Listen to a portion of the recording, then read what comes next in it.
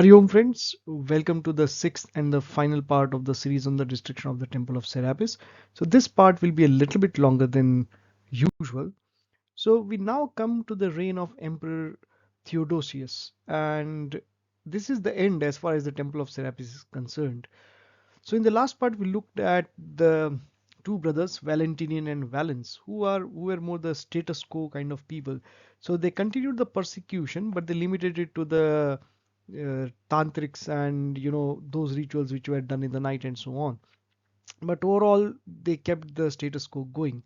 So they didn't promote the temples, but they didn't actively kind of destroy them either. So Theodosius took over as emperor in the eastern half of the Roman Empire, which had Constantinople as its capital, and eventually he became emperor of the both halves of the Roman Empire, and he was the last emperor to rule both the halves. Okay. He ruled from 379 to 395, which is close to 16 years, and he was quite capable person as well. So he was not from a family of emperors, but he was a very powerful military general from what I believe is today's Spain. Uh, a committed Christian, and he was the one who brought the curtains down on the public worship of Roman devatas, and he fueled the wholesale destruction of temples in the Roman Empire. So he gave state sanction to the destruction. He so leaving all this part aside, from what I've read, he personally was a very brave, resourceful, and politically adroit person. And like many successful statesmen, throughout the centuries, he also had a good helping of luck as well, because there were times when the situation was about to go the other way, and he would have been pretty much destroyed. And things took a turn in the last minute, and it was the adversaries who were destroyed. So I won't go into the political maneuvering and intrigues that got Theodosius into becoming the sole emperor of both the eastern and the western parts of the Roman Empire. But overall, he followed the tradition started by Constantine and made Constantinople the capital and hub of the empire. So Constantinople is today's Istanbul in Turkey. It's a very strategic place which kind of straddles, what is today's Europe and Asia. And one of the reasons Constantine had been keen to promote Constantinople was because Rome had a very important status in the minds of the citizens of the Roman Empire. So it was not only a very sacred city, it was also the religious and political seat of the Roman Empire. So it was very important that you take away the sacredness and you set up another power position. So Constantinople was obviously projected as a Christian capital, not as capital of Roman Dharma. So let's move on to the next slide, and I'll read the edicts, which are known as the edicts of Theodosius. So in 381, he issued an edict of intolerance. So edicts were basically imperial proclamations where the emperor said, okay, this should be done, this should not be done, etc., etc. So the edict of intolerance, and I'm quoting all of this from J.H. Smith's book. So it said, if anyone betakes himself to the old sacrifices as an insane and blasphemous inquiry into the unknown, or if a shrine is believed criminally to have been used for this purpose, or may be suspected of having so used, the punishment therefore shall be proscription. As we give notice at our legal appointment, there shall be an honoring of God with chaste prayers, not blaspheming with songs to the godlings. So by God here he clearly means the Christian God, okay, and not the other devatas, which is why we should be very circumspect when using the word God or gods for Hindu Devi Devatas. It's better we use the term Devi Devatas rather than this Abrahamic term God. So this was the one of the first edicts. This was the edict of intolerance, and this skewed the pitch in favor of the Christians, because this clearly to signal to the Christian community, especially the bishops, that they were now back on the pole position and they were free to do whatever they wanted. There was another edict which was against reconversion of Christians into Roman Dharma. So this process was also ongoing, because obviously people were lured into converting to Christianity because of either false promises or giving them make believe stories that this would happen, that would happen, they would get heaven. If they don't convert, they would go to hell. Eventually, the more intelligent people realized that it wasn't really what it was made out to be. So they were reconverting again in large numbers. So this edict was to Eutropius, Praetorian prefect. So this was again an administrator. Rights in respect of the law in making wills are hereby stripped away from those who, having become Christians, become pagans, and the will of any such person being dead is to be rescinded. So it means that if you reconverted back to Dharma, and whatever will you had made, say giving your money or property to your children or whoever you wanted to give it to, that will would become null and void, and everything would go to the state or to the Christian church. So this was again a powerful disincentive to reconvert back. And this was done in Muslim times in India. They were more kind of brutal about it. So they simply used to burn the Brahmins who were reconverting back. They simply used to burn them at the stake or burn them on the funeral pyre, burn them alive basically. And the Portuguese did that in Goa during the Portuguese Inquisition. So I believe there's still a pillar where they used to tie the Hindus and then burn them at stake because they had lapsed back into Hinduism. Now this was another powerful edict issued in 392. So this was a few years after Serapis was destroyed. But by this time, the Theodosius had given state sanction and state power, Roman military, for the destruction of Roman temples. So a lot of temples were already gone by this time. So the edict from 392 says, no power is to be attributed to anything concerning sacrifices. No one is to go around the temples or have respect for the sanctuaries. Sanctuaries were where gods were kept. Let it be recognized also that our law excludes even profane persons from approaching them, to the end that if anyone attempts anything contrary to the prohibition and against piety, he may know that he has no grounds for claiming exemptions for himself. So if you go around to the temples or do yajnas and sacrifices or even visit temples, then you would have the full weight of the state against you. And all edicts were accompanied by penalties, uh, which also included punishments for magistrates if they allowed these things to happen. So there was a incentive for the bureaucrats to also crack down, even if they were not Christians. So at this point, it was not like the whole empire had converted to Christianity. I still believe around 70 to 80% were following Roman Dharma.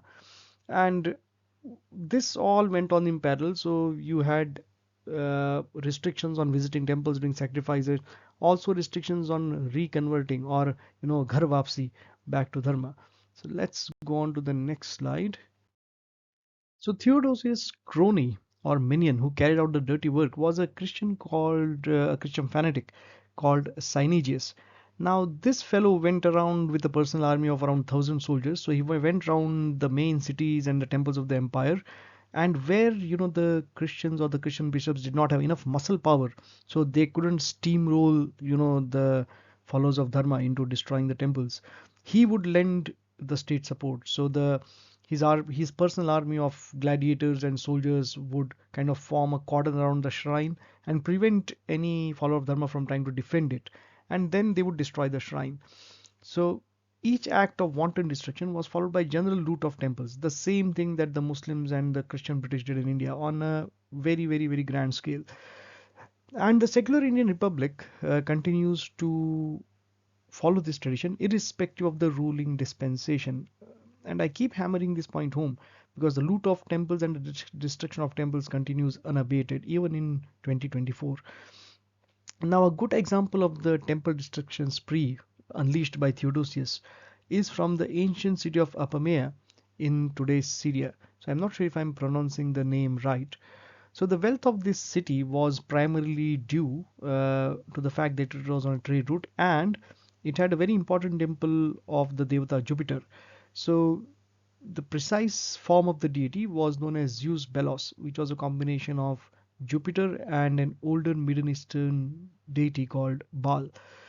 And it was Bishop Marcellus of Apamea who destroyed this temple.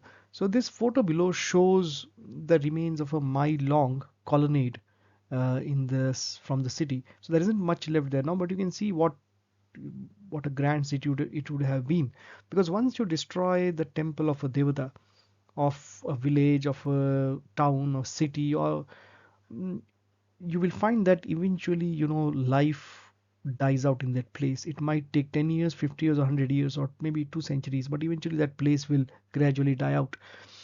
So I'm quoting J.H. Smith, who in turn quotes a Christian historian called Theodoret. So it is colored by, Christian fanaticism, of the story of the destruction of the shrine of Jupiter at Apamea. So the prefect of the East came to Apamea with two tribunes and the men under his command, and the mob held its peace for fear of soldiers. Now, this mob was were the followers of Roman Dharma. So we're trying to defend the temple. But remember what I told you, followers of Dharma, whether Roman Dharma or Hindu Dharma, they are essentially law abiding. So if they see a uniformed person, then they will stop, except in circumstances where things have gone really beyond their patience. So they had come to destroy the temple of Jupiter. It was very big, very richly decorated, and very richly endowed, but they found the construction excessively strong and stable. Now these were professional, army men who were obviously trained in the job of destruction, and it was so strong, so much so that it was believed that human beings could not loosen the bonding between the stones. So you can imagine what kind of a temple this was. Now you can't even find the remains of this temple in today's date. So, but I think one good thing came out of this, because Marcellus does not seem to have survived to see the temple destroyed, because Smith also quotes another version of the story, which says Marcellus made his own headquarters at some distance from the scene of the conflict, beyond the reach of arrows, because he was suffering from an attack of gout and was unable to fight or run away if defeated. So this also tells you the character of these so-called bishops or priests. While the soldiers and the gladiators were employed in the attack on the temple, a party of pagans, discovering that he was alone, hurried to the place where he was waiting the outcome of the struggle, seized him and burned him alive. So small consolation, this great temple was gone, but at least the perpetrator also didn't get away. Okay, so let's move on to the next slide. So the writing was on the wall as far as Serapeum was concerned. It was only a matter of time before Emperor Theodosius gave the official sanction to destruction of the shrine, because this was one of the most important and famous shrines in all of Roman Empire.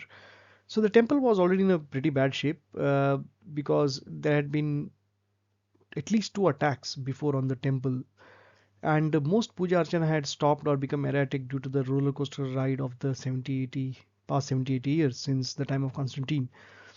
So the situation is described well by Libanius, the Dharmic historian and philosopher. So he wrote a letter to the emperor where he says that you have not caused the temples to be closed or forbidden visits to them. You have not banned temples, nor altars, nor fires, nor incense. Yet men in black.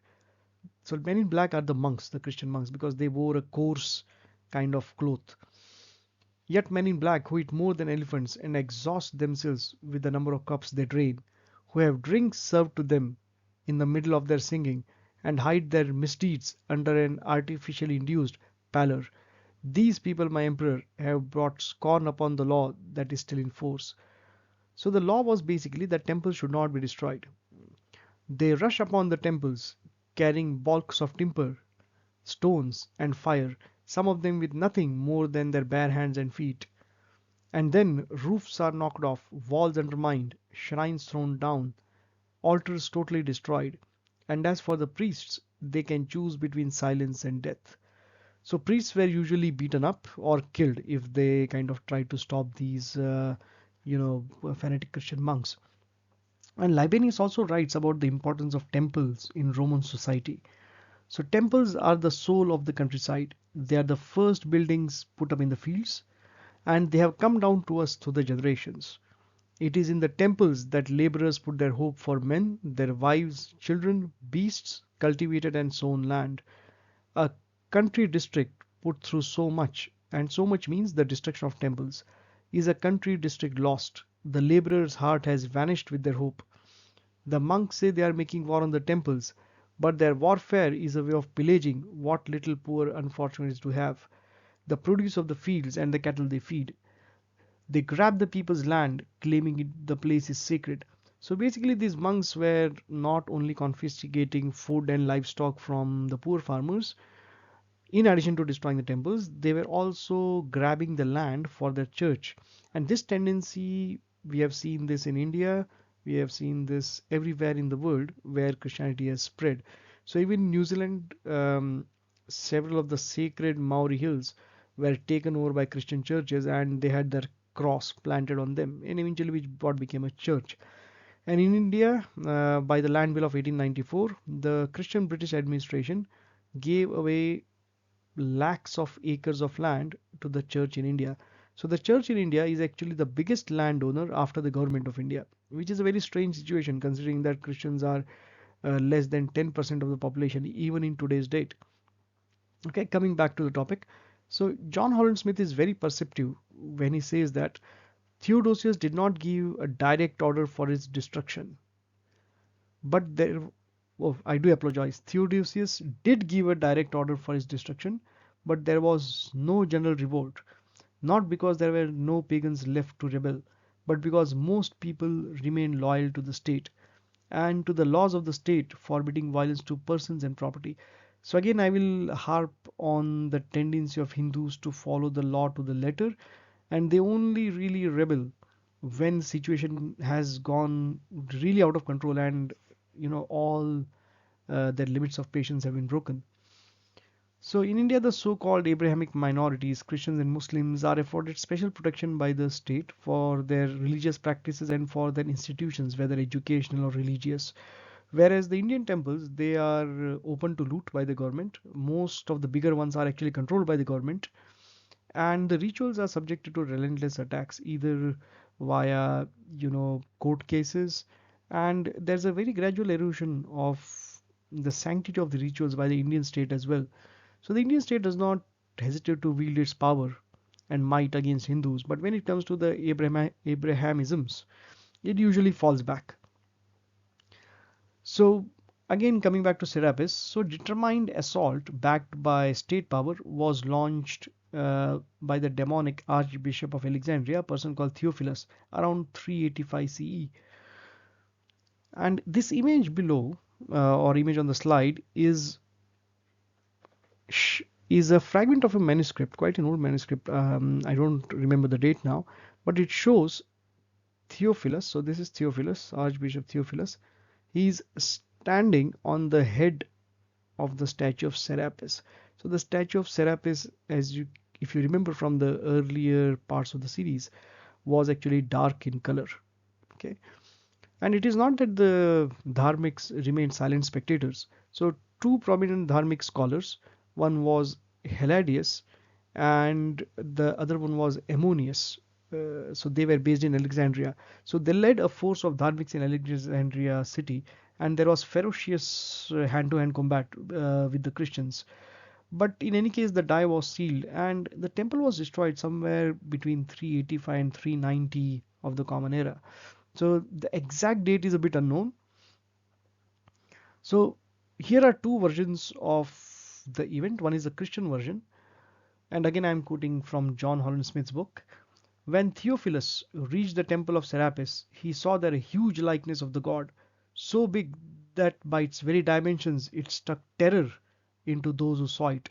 It was only a lifeless thing. So he commanded a man with an axe to let fly boldly at the Serapis. While he was hitting at it, everyone cried out for fear of the notorious oracle, because the prophecy was that the earth would shake and general disaster would happen if the Murti was touched. But as he was made of wood, the Serapis felt no pain at all when he took the stroke of the axe, and being lifeless, neither did he cry out because of it.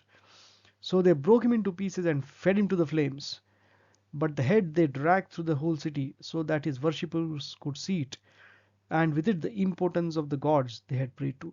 So you have this Abrahamic fascination with breaking temples, breaking statues, and humiliating worshippers, because they have to proclaim the supremacy of their god, whether it is uh, you know uh, Christ or whether it is Allah or whatever it is, they have to proclaim their supremacy. Now, there's another version which is written by Roman Dharmic, which is more accurate. It says these people raided the temples, raising the temple of Serapis and giving battle to the temple offerings. So, winning a victory with no adversaries and no fighting. They fought so manfully against the building and the offerings that they not only bade them, but thievishly carried them off as well. So there was general loot after the destruction. Of the Serapeum, all they did not take was the floor because of the weight of the stones. So the entire building was cleaned off. Now, what Theophilus did was to prevent worship from restarting at the site. He settled freeloading Christian monks on the site. And I think another thing was done because this was a common practice when many temples were destroyed. The bones of some of these dead monks and dead Christians were buried on the site because, as you know, see, if bones are buried in a temple, it automatically becomes impure. So you can no longer have worship of the deity or do, the uh, reconsecration of the deity. So this was a very common practice, so burying bones. And that brings us to the end. So let's move on to the next slide where I've got a few concluding words.